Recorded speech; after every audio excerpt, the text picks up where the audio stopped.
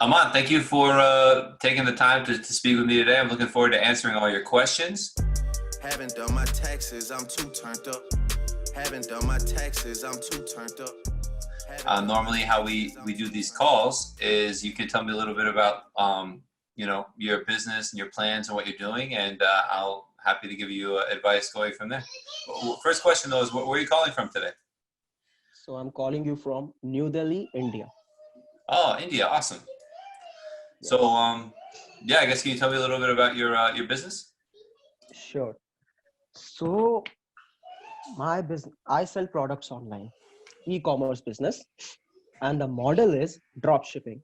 So that means the products are shipped directly from China to the customers living in the United States or United Kingdom or any other countries. And in China, the products may be warehoused in the third-party logistics company that handles shipping, procurement, everything, or they can go like when an order comes, they can go to the factory or supplier and then they can buy that single piece of unit and then they can ship. So What that's kind the of business. what I'm very familiar with drop shipping. What kind of products are you selling? Just curious. I am into the beauty niche. Beauty niche. So yeah, so I Creams, have a brand. makeups. So, oh, you have a brand. Cool. Yeah, like I'm starting a brand. It has been running since last 6-7 months approximately, and yeah. Awesome. And you're doing drop shipping, so you're probably using like Shopify, I imagine, something like that. Yes, the platform is Shopify. Okay, cool. Yeah, that's great. You have, I guess you said you had a couple of questions written down, right? Yes, I do have. So, the biggest question that I have in my mind is about the taxes. Being a non-resident, I don't understand the taxes that I'll be liable to pay there. And so like what I've learned from the research is that Wyoming and Delaware are the two states which are good for forming a company. And it's the LLC format, which would be good, single member LLC for non-resident aliens. I want to understand that how will my business be taxed in the USA? Okay, great question. So there's there's different kinds of taxes. There's a lot of different taxes, but really what applies to your business is income taxes and then sales taxes. So first, income taxes are easy. If you have an LLC and you're the only member, there's some informational forms you have to file, but LLCs, they don't exist for tax purposes. It's just like you're doing business out of your own wallet. And since you really aren't doing anything in the United States, you don't have an office or employees, and you're not there servicing clients, you don't have any income effectively connected with that with the United States. So you wouldn't have to pay any income taxes in the United States. Yeah, James, actually, like based on my research, I have been also reading the same thing, that there are three concepts. One is US source income. Second is it should be effectively connected to a US trade or business. And another is the treaty thing. I have been reading all this, and the conclusion, like many people say that you don't have to pay any income tax over there. The state tax is already nil with Wyoming or Delaware, and the federal tax also becomes nil because of that. But some people also say. Yeah, what do they say? Some people also say that it depends upon the treaty conditions, section 5, section 7, and like there are actually various answers. Would it be possible for you, like obviously like you are into this business since long, but would it be possible for you to guide me through the sections which of the code which can confirm this? Second reason being, I do have a company here in India as well. It's like just like you have corporation, I have a private limited company here. So I also have an accountant here, and maybe I like whatever is beneficial for me. I may be owning the US LLC under my name, or it may be under my company's name. So I have to see that. So the reason for asking sections is, again, I'll be able to show those sections to the Indian chartered accountant as well. Okay, so let me share my screen. I wrote a memo on this a while back. I was sharing it with people, and I have a video about it. But I stopped because it's kind of like legal advice. But these are the sections really. This is all the stuff I've been saying. So residency, who's subject to taxation. So there's a tax on U.S. residents. You're not a U.S. resident. You're not a green card holder. And then C supporting. So 865, a non-resident for purposes of resident are these people. So a non-resident alien that has a tax home, you don't, a corporation, trust, or estate, it's not you. True. Or a citizen. That's who's a resident, and that's who has to pay, who's subject to U.S. taxation. So you don't fall under these criteria as a non-resident or who has no business there. So non-resident means any person other than a resident, and because a taxpayer, in this example, you're not a resident. Yes. So that's fine. Okay, so how LLCs are taxed. LLCs depends on whether it's one member or multiple members, or if it's made a tax election. By default, the LLC is a sole proprietorship, a partnership. Let's see if I have sections here for this, like actual. Well, so LLCs are also, so we have the federal government, and then we have the 50 states, and the LLCs are formed in the states, and they just they just don't exist for tax purposes. Okay. Oh yeah, here it says it here. This is, I don't know why I didn't put the code, but this is definitely like a code citation. It has one member or multiple members or made an election. Its taxes either sole proprietorship or disregard entity for a single member or partnership. So if you're not a resident, then you don't pay taxes. And now here's the other part, the source of income. And the source of income is, this is where we're going through. Code section 864. Generally, in case of an non-resident alien not engaged in a trade or business in the United States, no income gain or loss should be treated as effectively connected with the conduct of trade or business in the United States. Like, if you think about it practically, you're an Indian person who's doing business in India. Why would the U.S. have rights to tax you? You don't even do anything in the U.S. except sell stuff to people here, and that's where you have to pay like sales taxes. Yeah. Obviously, like, it looks easy, but I don't know. Well, I have a lot of like people that I used to work with, that like people like at regular accountants who just do tax returns for U.S. people. Like I work almost exclusively with non-residents at this point. So Yeah. I've like come through this a lot, and there's case law, which I haven't referenced either, but there's a lot of case law that supports this as well. I've just gone through it a lot. So, but just think about it practically as well. Like, even if the U.S. decides that you owe them money, like there's no way for them ever to collect or find you or get this money from you. The U.S. Government already knows about billions of dollars of delinquent taxes that they already know about that they can't collect. So they're focused their energy on that first. There's more code here about having a fixed place of business. Like if you have an office here, or if you have deliver services here, or if you're storing inventory here, or if you're getting dividends from people paying here, like there's different things there, but it's really, there is nothing like that in this business. There's nothing like that in business. Yeah, exactly. So I'll stop share. So, I mean, that's some stuff right there for you, but that's really, that's really straightforward, I think, kind of. Yeah. So one thing is clear, there are no taxes for this dropshipping model. Okay, one more question. I was online on Quora. I was reading some answer from a CPA. He has many answers there. In one of the answers, he has mentioned that there is a concept of self-created inventory and third-party inventory. So the self-created inventory, as per him, is that in which I have worked with the manufacturer to create it. And he said that tax law, like taxation for non-resident, changes in that case. So when I sell third-party inventory, yes, there is US source income. I sell to people in US. So it is effectively connected without having any office, but because it is because there's a tax treaty between the countries. So, and there is no permanent establishment, which is the biggest thing. So that's why it's not there. The taxes are not there. Is there any concept like that? So tax treaties apply to like so you can apply a tax treaty to go against the rules. So if there was something you were doing that was causing you to be taxed in the U.S., you could use a tax treaty to overrule a regular tax law. So that's like the concept of the treaties. The treaties is So I use treaties for like reduced withholding rates. That's the most common treaty tool is when you're getting dividends and you're from a treaty country. You Mm-hmm. can reduce the withholding on the dividends. That's the most common treaty tool. But I also use treaty positions for residency to determine where someone is a resident. Mm-hmm. But the treaties are pretty clear insofar as if the company or the country where you're doing business has the right to tax you. All the treaties say that.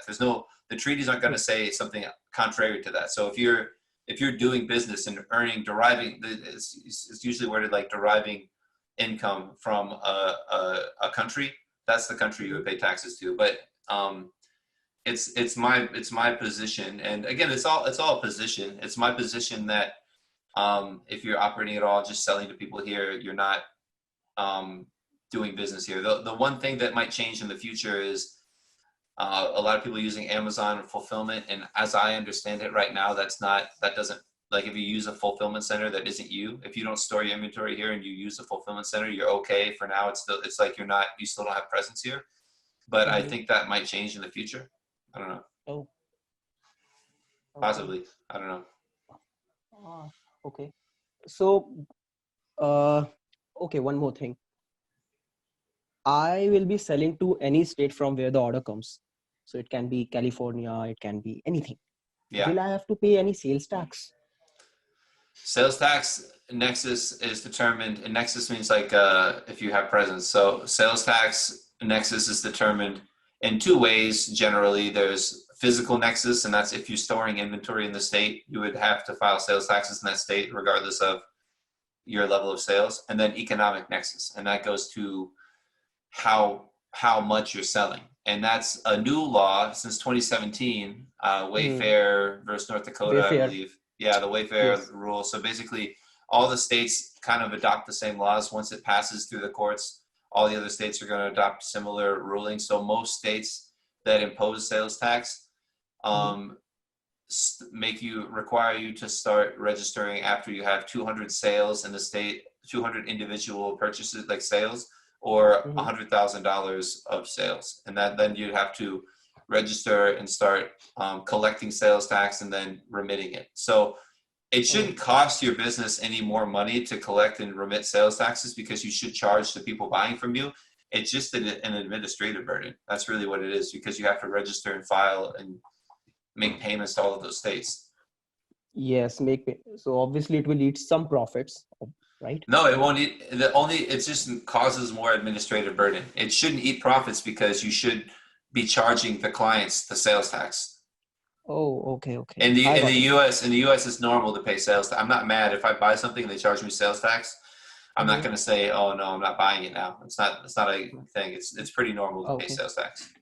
Yeah, generally businesses incorporate the sales tax in the product pricing only. So it's if something is for 44.95, it's sales tax included, everything like that.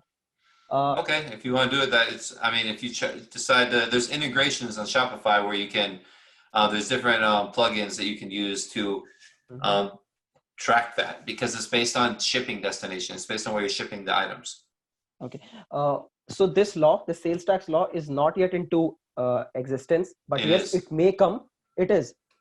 The sales tax is a law now. Like before, internet businesses weren't paying sales taxes. Now internet businesses have to pay sales taxes. Basically, is the new, and that happened.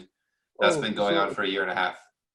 so the concept which you were saying that when you have more than 200 sales in any state, you have to register for the sales tax. It is in existence now. That's That yeah, means that's current law now. Yeah. when I'll get the LLC, I'll have to report back the sales tax as well in the forms 5472 or whatever it is. No.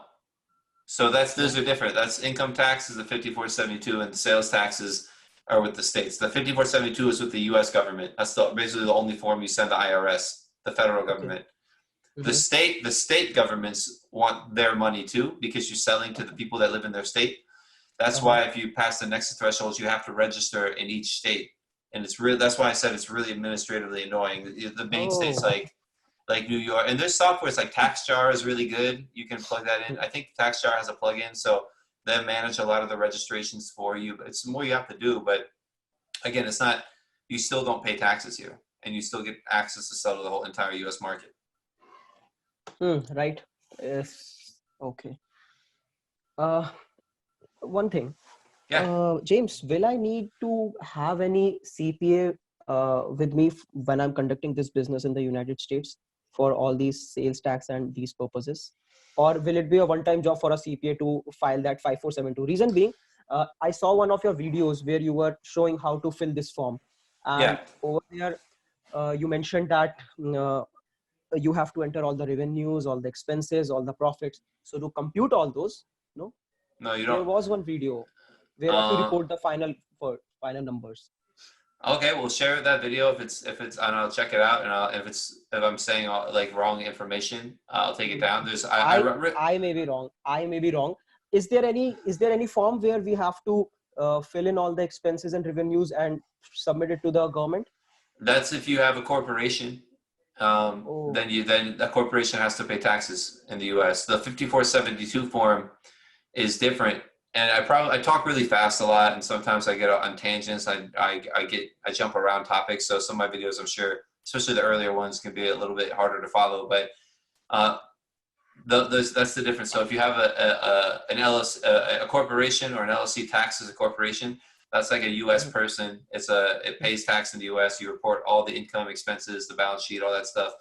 If you have a partnership with or an LLC with more than one member, there's mhm, ways to report that, so you don't have to report that information either. So you don't have to report the profit and loss if you have no activity in the U.S. And for you, for an LLC with one mhm, member, the form 5472 is also a new law since 2017, I believe, and mhm, that form 5472, it used to be only for corporations, but the law changed it so it applied to single member LLCs.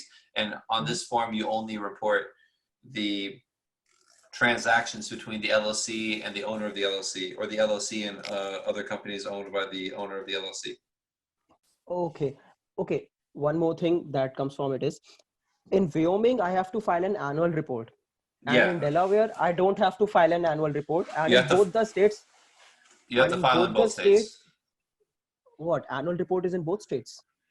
The annual report is just filing to renew your company to keep it legally open. You have to pay the state every year to have a legally open company. Yes.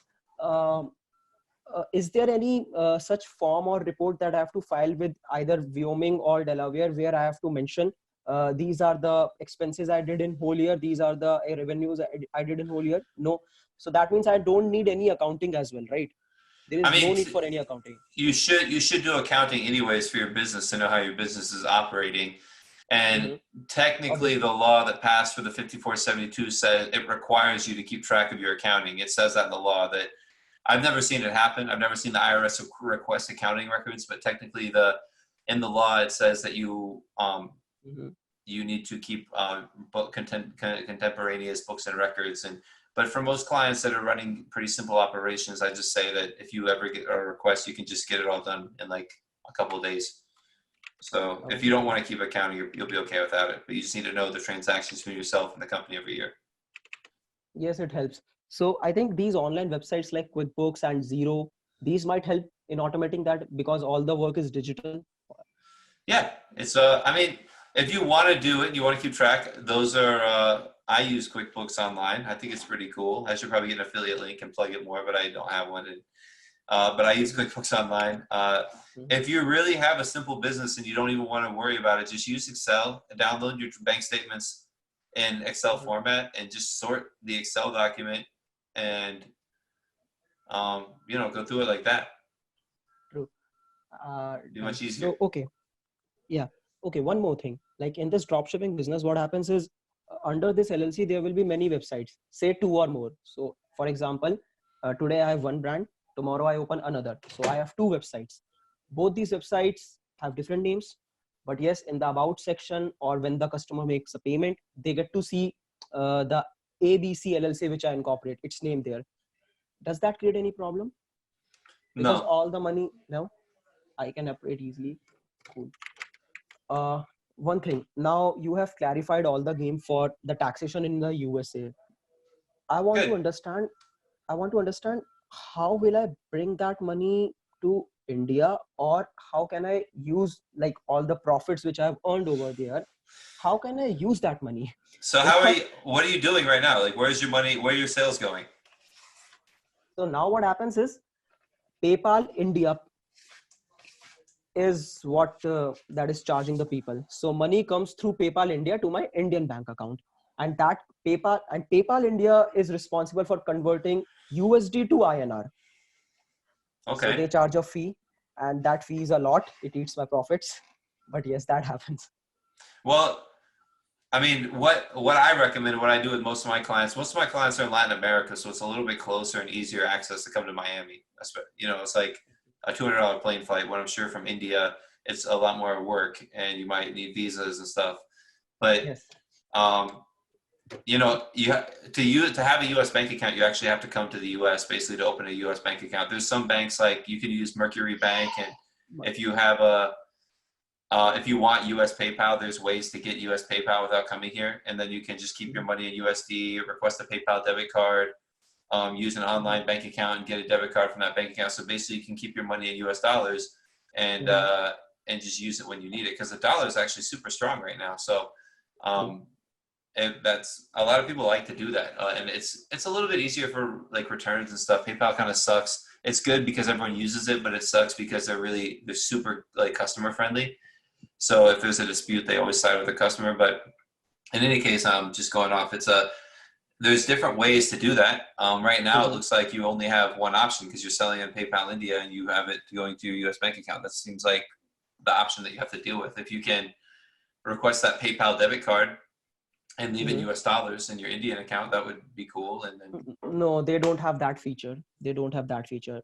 Even like in US, you can hold the PayPal balance for few days, but here the RBI, Reserve Bank of India, the main governing body, that has a rule that these PayPal companies like PayPal and Stripe, all these can hold the money only for one single day, not more than that. So they are like, it's must for them to deposit that money in the concerned bank account. So yeah, I've heard about Mercury and other similar banks, and I'll be getting a bank account with them because they can easily open with a passport. yeah, But other banks like Chase or Citibank, they need me to come there. yeah, Not that's right exactly now, right. but yeah, maybe 1 year down the line. Are these Mercury banks and Relay FI banks, are these safe? I mean, like TransferWise is not a bank, but it's a place where you can hold your money. Mercury Mm-hmm. Bank is, I think it's an FDIC insured bank. They seem pretty legit to me. I have a couple of accounts with them. I don't really use them day to day, but I have accounts with them. All right. You know, and if I think that's the idea is they're there to serve people like yourself. They say startups, but Yeah. an online bank that opens accounts for people in other countries with just passports is a little bit I think that's like kind of like what they're trying to do, really, which makes sense because it's an underserved market. Mm. In any case, yeah, it could be a good option. You should try it out. There's no harm in trying. It's not, you don't have to pay to open an account. You know, why Obviously, not? yes. You know, just Right. open an account. And I open a bunch of accounts. I don't even put money on one. Just like have them just to see. So I don't know. I would definitely try it out. Right. Right. TransferWise is Okay. cool too. Then you can sell like getting a US PayPal account is also possible, but you might need a like it's easier if you have a corporation, and you might need an ITIN if you're doing it personally, because a lot of times they request that information. Oh, yes. Yes. So ITN is necessary for getting Stripe and PayPal properly in operation, right? In the US, I think they let you open accounts without it, but very, very often they require Mm-hmm. you to provide that before continuing this. Like they might Yes. let you use it, but they'll ask you to verify that once your activity starts up. So it's generally something they want, So, especially with an consider. LLC. If you had a corporation, they don't really need it, but with an LLC, Mm-hmm. you do need it. Uh, okay. So, James, is it difficult as a non-resident alien who has a LLC to get an ITIN, No, I mean I or can. like it is possible? No, it's possible You for can do any. it. I can get anybody an ITIN. If as long as you have a passport, I can get you an ITIN.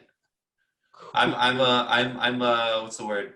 Licensed by the IRS, a certified acceptance agent, so I can Mhm. verify the legitimacy of documents, and that way you Yes. don't have to send your actual passport to the IRS, and that's a pretty cool thing that I can, I guess, like whatever license or certified to do, because I can Cool. basically I have like we do this stuff for a lot of people. It's a pretty easy Mhm. service that we can do. Cool. Okay. I think I saw one video where the ITIN form was being shown.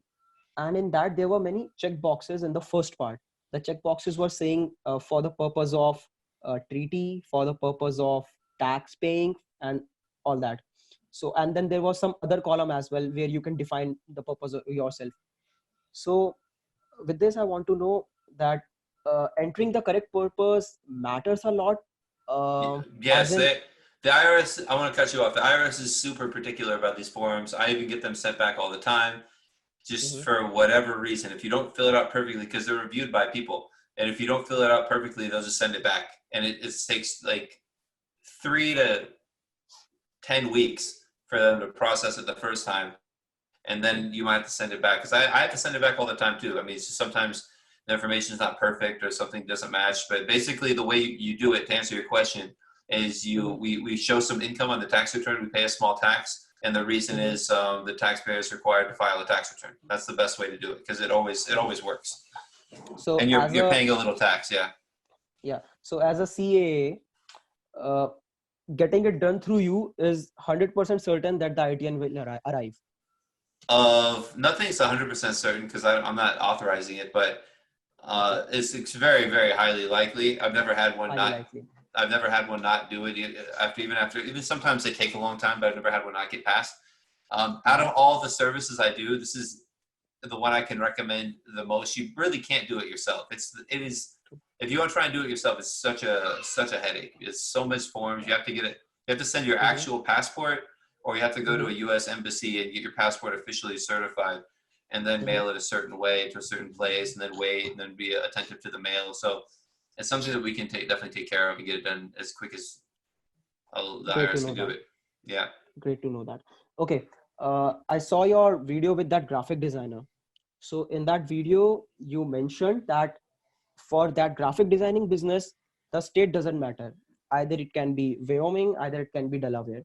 For my case, It which one doesn't do you matter for recommend? anyone. It doesn't matter for anyone. Oh, It doesn't, okay. honestly, it doesn't matter. Only if you're going to be a conglomerate corporation with shareholders in different countries and you're going to be doing really complicated, expensive, big money stuff, I would say Mhm, use Delaware. And if you're going to have a foreign trust mhm. or any kind of trust, I would use Wyoming. Otherwise, it really doesn't make a difference, practically speaking.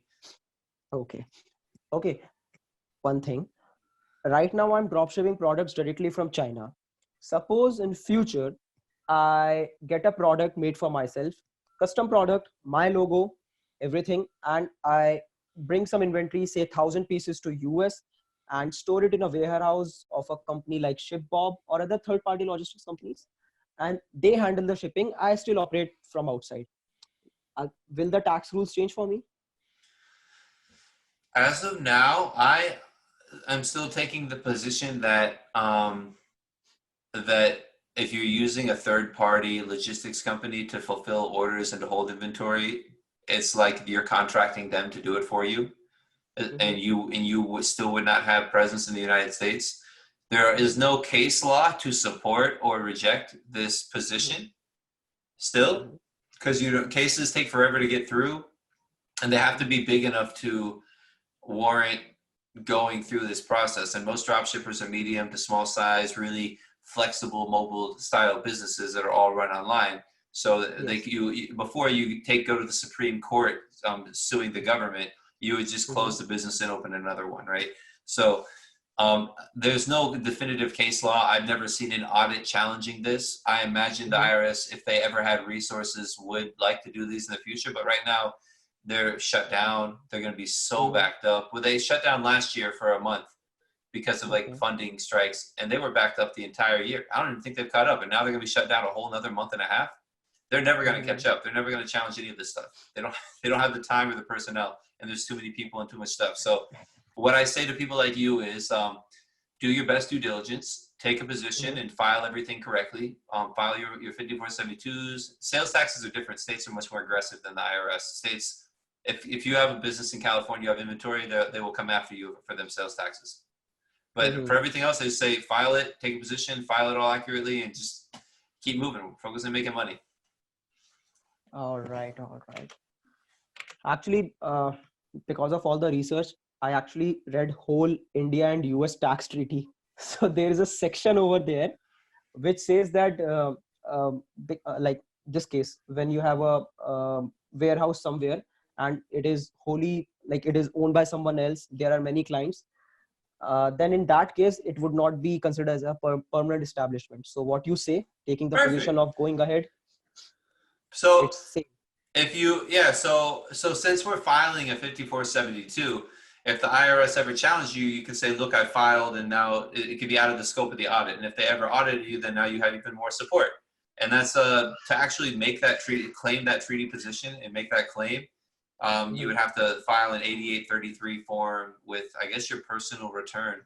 If you were like someone who was doing huge numbers and you just want to be super secure about everything, we'll file a non-resident return with a treaty position, citing that code and saying that the taxpayer does have some inventory there, and then we'd file a return like that if you wanted to be super tight with everything and really do it Yes, that way. I actually am looking forward to a future like that only.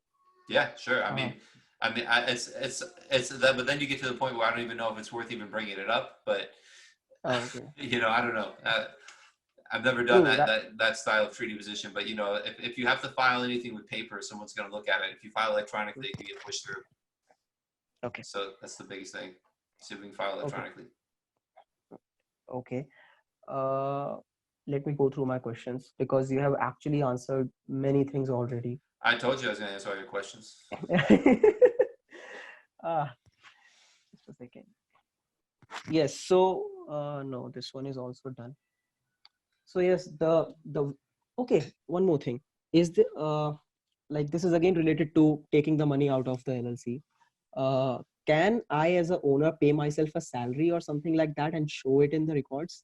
I mean, does it work like that? Because I need some money to use, and then I can use the debit card directly here in India. So I put in the machine. That's one way of doing it. And another way That's is that I take some money in the bank account, transfer it to via wire to the Indian bank account. So I these would are the do two what cases that are practical. I would do whatever's cheaper, functionally cheaper. Whatever you pay yourself from the LLC profits, we would report on the 5472 as either payments or distributions. It doesn't. I don't. There's not really a difference because it's more how you want it to be looked at in India because you're probably paying local taxes there. Maybe you're not, but Yes, I am. okay. So maybe it's better to have it as a payment. Maybe it's better as a distribution. I don't know. But whatever you classify it as in India, I'd like it to match up on the 5470 too. So Okay. Can my Indian company also own this US business? Would that sure, make any difference? yeah, how you file the 5472 and how maybe you registered with Okay. Wyoming, but not practically no. Like when it comes to taxes, there is no difference. The taxes again are nil. It's That's the position. it's still a foreign person. So the LLC is technically for legal liability and legal protection. People use it to register for things and to be a separate company, but it's really the main purpose is legal liability. So it doesn't matter if your foreign company owns it or if you own it, for the purposes of what you're doing. Okay. No, because I was talking to my accountant here as well, and he said that if the company will own it, like my private limited company will own the US LLC, then what he can do is whenever we are bringing money from US to India, we can show it as a service to the US company. So Indian company is getting paid for that. That was Yeah. one way of bringing the money to India. Yeah. So You can do whatever and you then want, whatever's best for you in India. That's what I would say. Do whatever's best for you in India because irregardless, you're paying no taxes in the US. So we just might have to file the 5472 a little differently. That's all. True. On this, I'll have to talk to the Indian CA in detail now because now I have that clarity after talking to you. It's best to go to him and share all this information and then see if I have to continue it with my Indian company or under my name. So one more thing, as you said, I don't like, yes, accounting is needed. QuickBooks can do it. Even an accountant can do it. Registered agent is needed. Is there anyone else that I need to, run this business over there? No, I'm just saying definitely check out like TaxJar or a different sales tax service and get information from them. I know all about sales taxes, but I don't do it because it's just not worth it. It's like payroll taxes, just like so much work and you can't charge people a lot for it. So it's like, and they're starting to get automated services like TaxJar. So follow up with someone like that for your sales tax services. Because sales tax are on every single invoice.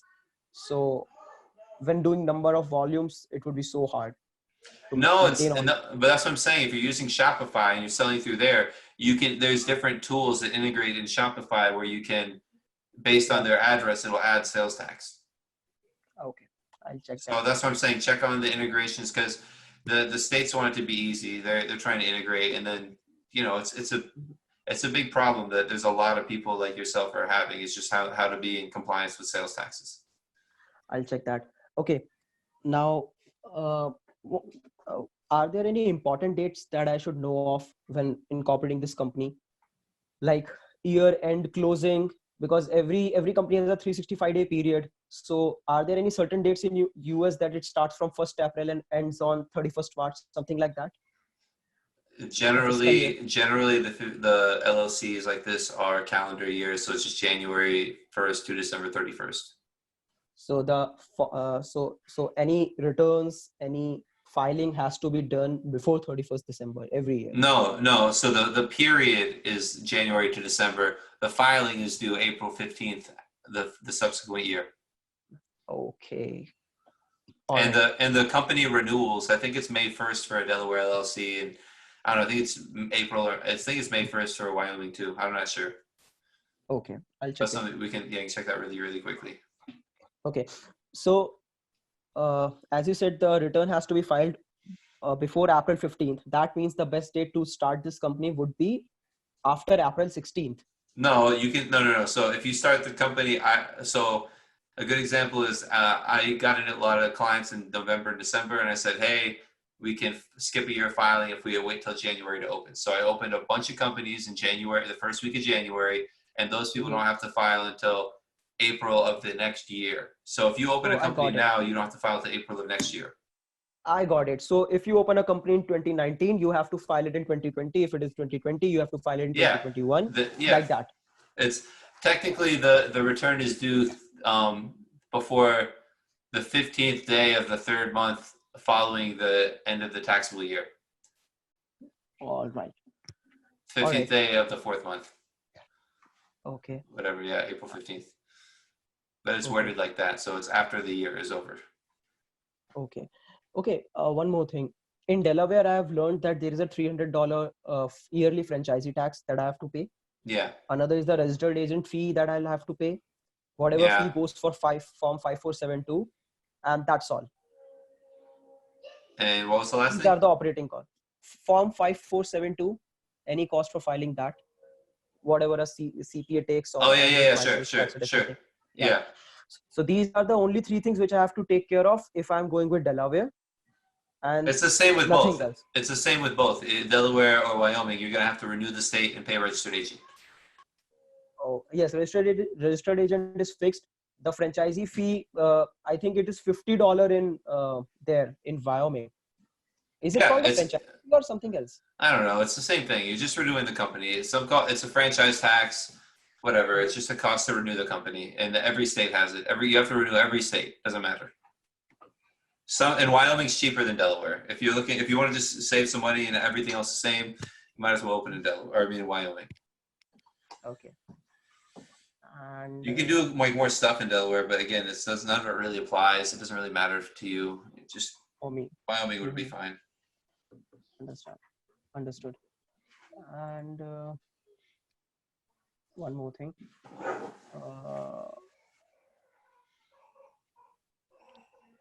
Just a second. Okay. What is Form 1040? That's the personal income tax filing. Something related to this LLC that I'll have to take care of. If you were an American, if you were a green card holder or a citizen or lived in the United States, then instead of filing 5472, you would file Form 10, Form 0 and report your income expense and pay tax. Yeah. Okay. Sometimes what happens is I get some orders from customers living in US who want to buy the product in bulk. So in that case, again, the same rules apply. No tax, nothing, only the sales tax, right? It's just a bigger sale. Yeah. Okay. Yeah, that's pretty much it. You have already answered all the questions. Yeah, it's like I said, I answer a lot of questions like this. They're all like a little bit different. Something's different. Hmm. Everyone wants to share it, so that's cool. I'm happy. Thanks for taking the time to speak with me today. I think I don't know. I think we answered a ton of questions. Anyone who it's a great starter video for a lot of people. Literally go Yeah, through everything. exactly. Oh, would you be able to send me that document file where you have mentioned everything in detail? I would like to go through it. That document Um, file which you opened on your computer when you shared the screen. yeah. I still have it up. Yeah, I guess so. Yeah, I'll Yeah, read it because I, now my next task is to understand how to manage this with the Indian company or do it on personal level, because basically in both the cases there are no taxes in US, so it doesn't matter, and you know about US pretty well, so that's sorted. Now the money has to come to India, and then I'll have to talk about it with the chartered accountant here to yeah. understand I the mean, exactly. So details. just do it right, so you don't pay taxes here, and then everything else is minimize your taxes in India. Yes. So by the way, uh, like Indian government won't charge any tax on me because just like in US you have to report your worldwide income, the same case is in here India as well. So Yeah, sure. like are you aware of this fact or anything like that, if I'll have to pay taxes or any kind of taxes here apart from the income taxes which are common, like for owning the LLC, will there be anything? No, I cannot comment. I have no idea. No issues, no Hey, you issues. stumped me. I told you. You stumped me. Asked me about Indian tax law. I don't know. I understand that. I understand. I thought like I decided to ask, maybe you have worked with someone or know something from here and there, and that's why. That's No, why I it's asked. mostly. No, no, I don't think there's any issue. Like I work a lot. Most of my clients are in Latin America, so I know a lot more about Yeah, the laws of those countries. understood. Okay, so now the next step is I'll go to my CA and talk about it. Next, I'll reach out to you to know the costs involved. Sure. And yes, that's all. The incorporation cost would be there. The yearly managing cost would be there, some cost. So if you can let me know about those two over the chat, that would be great. Yeah, I have a And couple of packages. I'll email you details of all of those. And you haven't opened your company yet, but you've been doing the Shopify stuff. You've been selling products without any kind of entity or anything. no, I do have entity, but I have that Okay. entity here in India. Oh, So so okay, so you're able to sell. You're able to just sell on Shopify and do drop shipping with an Indian entity. yes, I have Indian entity. It's called like just you have a corporation over there, C Corp, S Corp. I don't know the difference, but Yeah, we also have. I have a private limited company here, sure. so I do it that way. But yes, because of the currency cross currency markup, the currency exchange, and the high fees, all the profits are get eaten. Yeah, and that's and it's so interesting to me. It's just that there's so many different reasons to have a U.S. entity and use U.S. payment processors and things like that. It's different for everyone. I Exactly. mean, it comes down to money a lot. A lot of people comes down to convenience and time because it's a little easier to operate, especially in Latin America. In the U.S., once you have the accounts open and everything, it's pretty easy to operate. It's very smooth. Exactly. There's very little One bureaucracy. one more thing. I have come to know that in your country, in US, there's a concept of credit cards. So like and credit score. So having a good credit score helps a lot, something like that. Oh man, yeah, I take that for granted too. I get credit cards all the time. I have so many credit cards. I have Yes. like $200,000 of money that's not mine that I can spend if I want. I mean, I don't use them. I just apply. They give me free stuff, so I just apply for all of them. Yes. I actually, you actually said the same thing in one another video with the other partner of yours. Yeah. Uh, what I would like to know is, what I would like to know is, by having a US LLC there and all this, will I be able, will it be possible for me to get a credit card there? Or So to be honest with you, you can like Bank of America. If you come to the U.S., you can get Mhm. like a Bank of America credit card. It's like they do it to establish your credit. So they'll give you like you put like $500 in an account that you can't touch, and then they let you use a credit card with a $500 balance on it, and then just pay it off every month to establish your credit. It takes a So while. But really, what you want is the you want an ITIN before you do that, because if you have an ITIN, then there's a number for all the credit card companies to associate your activity with. Otherwise, it's like a giant. They have no way to match you to your credit. That's why a big reason we do ITINs for people, and it takes a long time. But the best time to plant a tree is 10 years ago, right? Wait, two questions second, come to my yeah. two questions come to my mind right now. Number one, should I get ITIN first or get the LLC plus EIN first? Whatever you want. I mean, whatever you No, need. The what's the ITIN right? No, I'll need both because you said that I'll need ITIN to be on the safe right side and now. pay Right for now, audits, right? if you start for an ITIN right now, I don't know when you're gonna get it. The IRS is shut down. You're not gonna get it for 3 months. So if we file it now, you're not gonna get it for 3 months at least. And yes, thank you for bringing this up. What about incorporating a company right now? Will it be formed, incorporated, or Yeah, again due to the situation? we're still opening companies. It's actually getting EINs. I'm not sure how that's working. I have a couple EINs for clients that are just Pending. stuck in limbo, and I can't get a hold of the IRS. Phones are shut down, so I don't know if it's really hard to get EIN right now.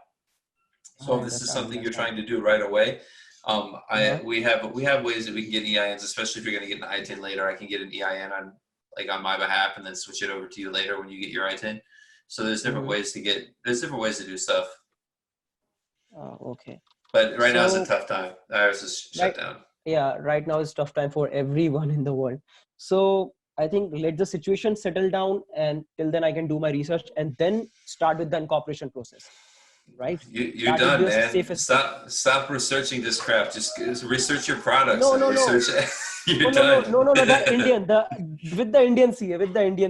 US is Yeah. sorted now after talking to you with the Yeah. Indian CA. Yeah, talk to your Indian accountant, attorney, whatever, and get that figured out. But yeah, you're done. You got it. You figured it out. Watch this video again if US you is have any sorted now. questions. If you have questions, watch this video again. I'm gonna post it, and yeah, just focus on your product and making sales, your ads and stuff. Absolutely. Yeah. So all sorted, James. Thank you very much for helping me today and clarifying the situation over there. Really nice long call. It was nice speaking with you, and thanks for your questions, your time. Hope people find this useful.